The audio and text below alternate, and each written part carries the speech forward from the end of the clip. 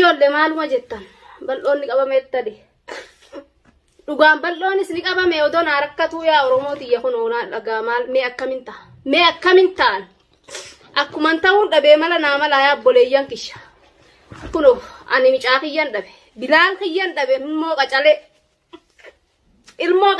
dhabe Bilaal kiyya ilmoo daa'ima ganaa lafaa kaatu ilmoo ganaa waa meeqa bakka guddoodha kana eeggadhuun dhabe abbaa manaatiin dhabe abbaa ilmaan kiyyaatiin dhabe akkuma nama jiruun dhabeet akka nama du'e akka nama jiruutii bitee akka nama du'etti ilaala nan dhabe isas ha bal'oon na bira dhaabbachuu jira naaf rakkachuu jira naaf dhimmamu jira naa qabee manatti naa galchee jeetin deemee sheeka sanitti naa fidu jira jeetin taa'ee eeggachuu jira odoon an taa'ee eeggadhu isallee kana goote biiftun yaa obboleeyyan kiyya eessertan yaa Oromoo. Assalamualaikum warahmatullahi wabarakatuh. Daawwattoota fi hordoftoota Najaa Top. Egaa arrantana akkuma beekamu waa'ee mucaa wardaatii fi Abrahaami abbaa fi ilmoodha jechuudha. Ilmoo fudhattee siiriidhaan dhamaaftee jechuudha. Intalli biiftuudhanii suni abballee siirii itti goote abbaa qabanii siiriillee irraa jechuudha. Qamisa siirii gootee fi siirii sanillee irraa baasuu dadhabanii ummanni siirii irraa qamisa qaba qamisa irraa baafnanii qamisa illee irraa baasuu dadhabanii uummata lafatti haree jechuudha. Balloon isa san sheekatti yaameti yoo siirii tana sheen irraa kan fooyyessu kan irraa hiiku ta'u sheeka san furmaanni kan yoo sheekan dhufu taate jee sheeka barbaada kute akkuma sheeka barbaada kuteen akkuma beekamu gaa balloon isaan maddii dhaabbatee isaan gargaaruu jira beekaa akka manguddummaatti jechuudha.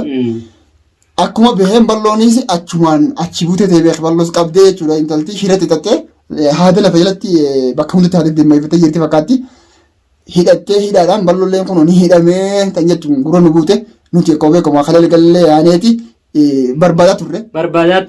Haqa danda'utti gargaarsuma taanaa fi innetti nuti illee maddii dhaabbatu jirra. Biyya kana keessatti wanni siiriidhaa tuni wallaan hedduu mataa kiyya kana zoorteeti na dhamaasaa jirti yaa Oromooti. Du'aa inni godhamee silleeni. Mee usentu maal jettame waa'ee siirii kanarratti waa'ee balloo tana mee dubbadhu mee asirra waan jettame. Dhugaadhaa galatoomi. Waan kanarratti ni beeyta. Fakkeenyaaf dhiifama. Fakkeenyaaf ilmi namaa tokko dhugaadhaa ilmoo wardaa sanii fi Abrahaamiif balloon bahee wardaa gargaaruu wardaa cinaa dhaabbachaa ture jechuudha. Akkuma wardaa cinaa dhaabbachaa tureen jechuun fakkeenyaaf Abrahaam qabanii galchan hoggaa galchan booda maal haa ta'u ta'e waan hin fakkaanne hojjetamaa ture. Maalii waan hin fakkaanne hojjetan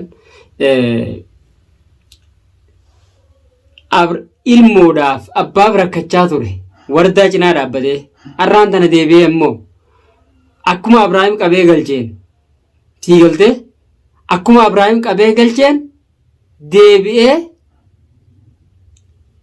Abrahaam makanaa'u sheekaan itti fite jee gabbee jechuudha. Akkuma gabbeen inni qabamee ture. Moo wardaa afaan eegaa turan. Maaliin nuti deebi'aa maaliin deebi'ee sheeka fiduu deeme jee deemee miti sheeka akkuma fiduu deemeen jechuudha.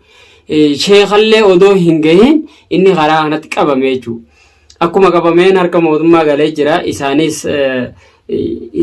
quba hin qaban balloo akka inni qabame. Eedee hifattee jennaan manuma balloo sanuu dhayite firraa. Hoggaa dhayitee maal ta'ee bilbilli isaatis hin dalagu maalii jettee hoggaa maatii isatti dhaytu maatiin isaatu kaboo'aa jiranii ta'an.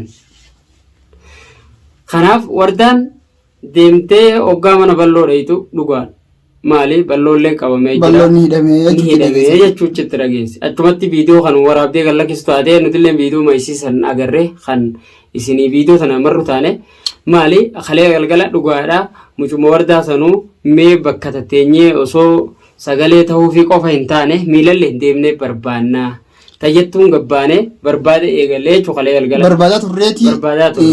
Halkan guutuu yaa'ullee mana gallee nuti akkuma mana galleen bullee balloon isinii qabamee jechuudha tana dhageenya. Tana dhageenya. Mee Oromoo nutiin kun waan kanarratti hayyee biyya kana keessatti bakka hunda gaddii yoo Itoophiyaa gadda Suudii gadda Oomaan kana gadda namni hundi imaan haaya mee eenyu Oromoo eenyu sagalee tanii eenyu dhiisan hayyee biyya mantana keessatti taatu namni siiriidhaan akkana wal dhamaasu jira. Mee eenyuuf sagalee taanii eenyu dhiisan mee biyya kana keessatti.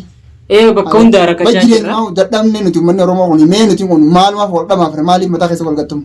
Bar bakka hundatti Oromoo wali diina walitti jira. Oromoo diina walitti taa'aa jira. Haa wal dhiifni Oromooti jennutiin kun mee mahaa balloon kun mee manguddummaadhaan isaan kana gargaaree jechuudha. Isin tana haadha abbaa fi ilmoodha bar. Abbaa fi ilmoodha dhugaadha. Abbas waatti gootee ilmoo daa'imaa soggaa akkasii dhamaaftee qomaama keessa nama goosiftu.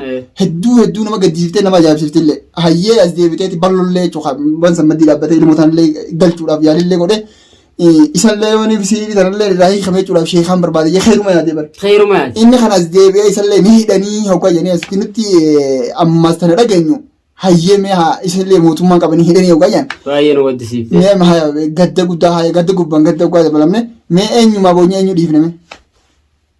Nama dhiba dhugaa wallaahi haalli jireenya biyya mantanatti jireenya fa'aa wallaahi haalli jireenya sanaa kana isaa hunbaan baay'ee khasiiriidha falfalaan hammaate maali ilmi namaa maallaqaa waliidha siirii walittiidha ilmoo wal jalaa gumaama guursisaa dhamaasanii jechuudha jaarsa namaatis fuutee isaan bicha Oromoo yemmuu guutuu uummanni arguu jira barmiidhaan harkaa jira namni mul'ataa jirtillee maali ilmi namaa tokko. Bakka hunda Itoophiyaa isa Oromoo kana obbochi bakka hunda kana obbooni mee nuti jireenya keenya kun dhiiru nuutu maalumaan jebarani kun dhiiru nuutu namaa gatimu maalumaaf nuutu dhiiru bar fincaan gargaraati dhiiru waliin naqamee namni kun akkana haasitee walitti wal nyaata. Na dhiibde wallaahi naaf. Amma takkaatu mana ati siiriidhaan abbaa ilmoo dhamaaftu nama Oromoo yennaan yaa. Aboo maali. Ilmoo daa'ima zeebitee ilmoo sanii fuuti qilleensa dooddu haadha san immaan guggaarraa buufte immaan gubbaan abbaa ilmoo maraachitee ilmoo fuutee hayyee mee ilmoo sana haati ilmoo sana dhabde mee akkamii ooltee bulti hayyee balloo sanas gubbaadhaan balloo san fuutee jechuun balloo abbaa ilmaanii ilmaan sana irraa qabdee hoggaa hiite. Ilmaan ammoo ilmaan balloodhaatis ni rakkata. Biyya tana keessatti akkuma beekamu namni kun namni eega biyya namaa bee akka biyya Itoophiyaa sanii miti biyya keenyatti miti dalagatee jiraata guyyaa kana lafa ooluun hin taatu. Shaffaattatee jiraata ammoo abbaan ilmoodhaa kun dalagatee itti galchaa. Dalagatee ilmoo isaa tana jiraachisaa hoggaa abbuma ilmaanii kanaa irraa fuutee hiite. Irraa fuutee hiite maatiin sun rakkattee moo rakkanne.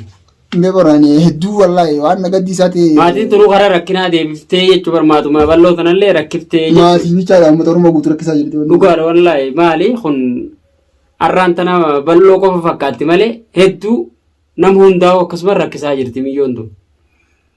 Rabbi si haa rakkisu. Kootu rakkattuudha wanni siirii ambar dubbii siirii taranii beektaa. Jechuun siirii jamoona hin fedhuwan wanni kun. Fokkotaadha bara. Najisa wanni kana wallaahi najisa dhugaadha. Waan lafa balleessaa. Waan lafa balleessaa lafa wasa keessu malee takka waan faayidaa hin qabne jechuun Oromooti. Mee yoo dandan hijaa walii qabaatan. Dandan seeraan. Seeraan. Dandan harkamaa ofirraa waliin dhorkinee. Deemanii sheeka bira dhaqanii. Sheekaa wallamaa. Qamaa suntu maali barra yoo seerri sirraan dhorkine harkiin isin jiraa miti. Sa sheekummaa dhabaa rakkanaa yoo isaa dhufe yoo. Bar sheeka jazbaa bare biyya tana kan Banama jazbeen seefite boo hundamaan. Sheeka maali miti abaarsi 77 isa gubbaa jiraatu kana. Isa gubbaa jiraatu wallahi. Dhamaa maallaqa jecha kam namni nama dhamaasa maallaqa bara. Hirakkanne boo maali namni tokkorra hin jiru mucaa wal dhamaase walillee maallaqa fudhatee maallaqaan sheetichi hunis arra maallaqa fudhataa borummoo ibidda fudhataa beeya. Isa dhugaa keessa. Boru ibidda fudhataa arra maallaqa fuudhaa jira malee. Dunia irratti arra isa fakkaatetti maallaqa fuudhaa jira. Isa fakkaatee maallaqa fudhatee maallaqa nama jaamsaa jiraan borummoo rabbiin ibiddaan isa jaamsuu ta'a beeya. Tanuma ilmoo saniitu qabu ta'a isa. Wallaahi ta'e ilmoo wardaa tunu tanuma isa qabdu beeya. Dhamaastee shaararra ariitee ilmoo namaa akkatti gumaamaa guursifti. Ammas deebi'i yaa akhi baraan maarrirraa kaate maarri nan qanneeyya. Balaan achirraa kaate balloollee geessee irraan tana balloon jalaa hidhamuun kun baay'ee nama dhibdi rakkina dhugaadha kun rakkina guddaadha maali ilmi Oromoo tokko yoo waliif kadirmatee yoo rakkoo fi balloo keessatti waliif yaadee wal bira dhaabbatee arraan tana deebi'ee harka mootummaatiin hidhamuu qaba mucaa maallaqa kafalame hay. Bar ajaa'iba nama taatee biroonni kanatu. Nama dhibdi wallaahi. Hayyee sheeka saniin bara manni illee balloolleen hayyee siiriidhaan daddabdee bari. As deebitee itti bittee mootummaa jechuudha. Araba dhuguma itti bittee. Qabdee hiisiftee. Qabdee hiisiftee wallaahi. Maali kun. Mee Oromooti jajjabaadhaati walii galaa bakka bakka jirtanii jajjabaadhaati walii galaati wal maddillee dhaabbadhaati. Walillee gargaara. Diina keenyaaf irraa injifannu. Diinaatu amma. Mee nuti jechaanii diina walitti ta'uu kanaa miti. Nutummaan kunu. Diinii nu dhaadata jiru. Waan nu dhaadatu mee Oromoo teenya diina waliin dhaadachiifnu haa wal bira dhaabbannu. Arraan tana Oromoon bara durii san keessatti amma fakkeenyaaf bara baranaa kana bayyoonni dhufee waa dhufanii jennee miti. Dhugaadha. Bara durii harkaa fi harmaatu muramaa ture. Bara ammoo mormaa qalamaa jira. Dhugaa mormaa qalamaa jiru. Echi mormaa qalama dhagee. Asii siiriidhaa wal dhamaa sirri dhagee. Wal dhamaa isa dhagee. Mee haa meetu jireenya jennaan immoo gatatoo deemee kana. Baay'ee nama dhiba. Hedduu nu rakkisaa jira. Nama rakkisa. Mee daawwattoota keenya isillee du'aa inni godhaadha gamanallee. Du'aa inni godhaadha. Rabbi sinaa eegullee jaa du'aa inni godhaadha. Balaa kanarraa rabbi nu haa baraaru. Bakka hirtanitti isillee naga isinitti haa ta'u. Du'aa inni itti godhaadha. Balloo fi kanallee rabbi haa baasu rabbi maatii sanatti haa deebisu. Warra siirii deddeema kana siirii sanatti haa deebisu jaati. Isaanitti haa deebisu. Kanaasumaan du'aa itti godha. Qilee bishaan buute rabbi si haa godhu. Adawwii qilee bishaan buute rabbi si haa godhu. Sheekumsanuu rabbi siirumsa sanuu sheekha sana harkaa dhaban sheekha maaliif sheekhu sheeytaani wayi. Sheekhu sheeytaanii hallayyatti Sheekhi siirii nama godhu barsiisuun sheekhu sheeytaani waa'ee siirii barate. Sheeytaan. Sultaan irraa baratee dhufe nuun ajaa'ibaati ba. Biyya qamisatti namni nama godha okutaan. Okutaan qamisa godha. Okutaan nama yaaboo fitinaa akkanaa kanaa. Biyya kana keessa deemu kanaan waan. Fitinumaa deemu jira. Ajaa'ibaati. Rabbi nu irraa nu haa baraaru daawwattoota baratoota keenya dhiifama isiillee miira keessa gallee haasa'u jirra. Dhiifama nu irraa ta'aatii du'aa inni godhaadha. Gamanumaan aga fiidiyoo qabu birooti walitti dachaanutti nagaan nu tura. Nagaan nu tura yeroo gaarii isinitti haa tolu. Baay'ee baay'ee.